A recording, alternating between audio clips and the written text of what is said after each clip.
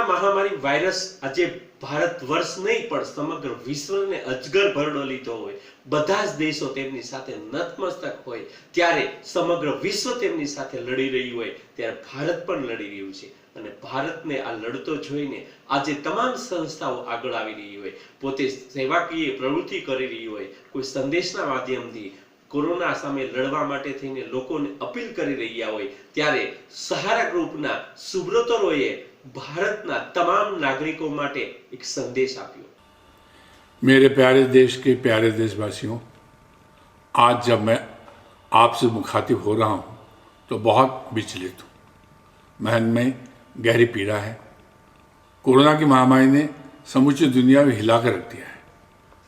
हमारे प्यारे देश भारत में भी यह तेजी से फैल रहा है। America, England, Italy, France, Spain जैसे देशों में इसका कहर काबू से बाहर हो रहा है। दुनिया में संक्रमित लोगों की संख्या लाखों में हो गई है। इससे मरने वालों की संख्या भी 1 लाख के पार हो गई है। अभी तक इसका कोई भी असरदार उपचार सामने नहीं आया है।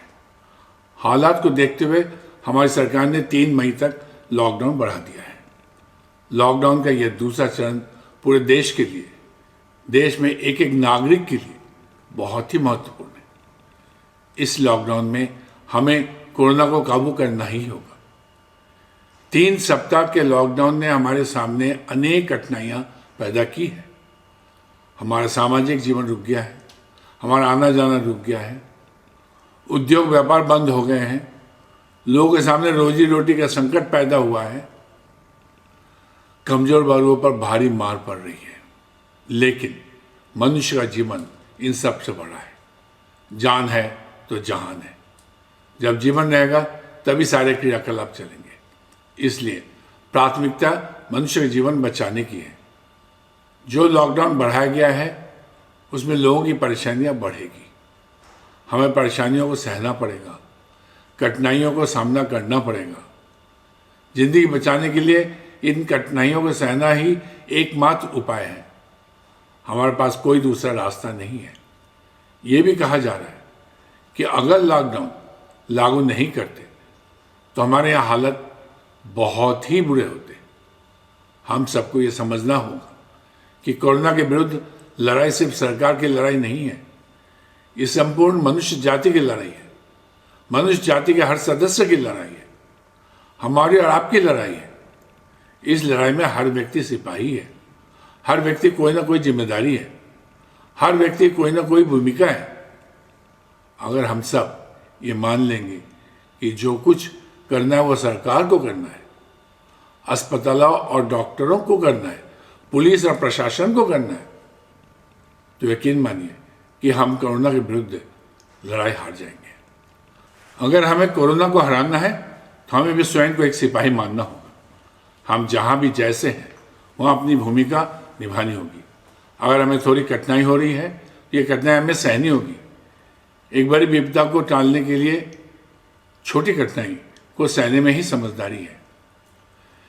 ये बेहद कठिन दौर है। इंसान खतरे में है, इंसानियत खतरे में है।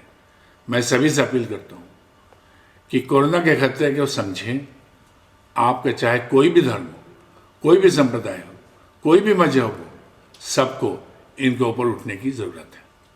इस समय हम सबका मजहब इंसानियत ही होना चाहिए, इंसानों को बचाना होना चाहिए। लॉकडाउन के दौरान घर में रहें।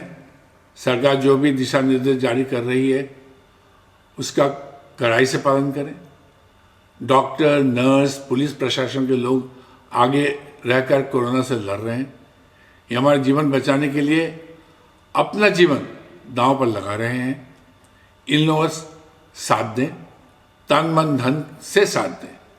हम सोशल डिस्टेंसिंग का पालन करें, लेकिन इमोशनल डिस्टेंसिंग ना होने दें। टेलीफोन एवं इंटरनेट के जरिए अपनों से संपर्क बनाए रखें। भावनाएं बहुत बड़ा संबल होती है।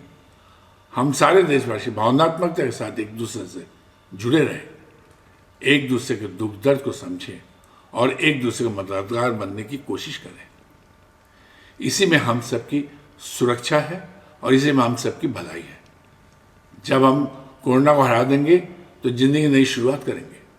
सब मिलजुल कर एक दूसरे का साथ देंगे और पहले से भी मजबूत भारत का निर्माण करेंगे। जय भारत, जय मानवता। आपका हितैषी। सारा प्रणाम।